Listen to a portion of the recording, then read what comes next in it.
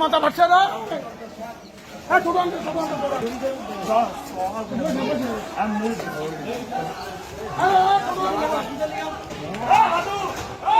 দেখতে পাচ্ছেন একজন কিন্তু মাথা ফেটে গিয়েছে। আমি সে চিত্র তুলে ধরতে মেকলিগঞ্জ ব্লকের জামালদহ থেকে।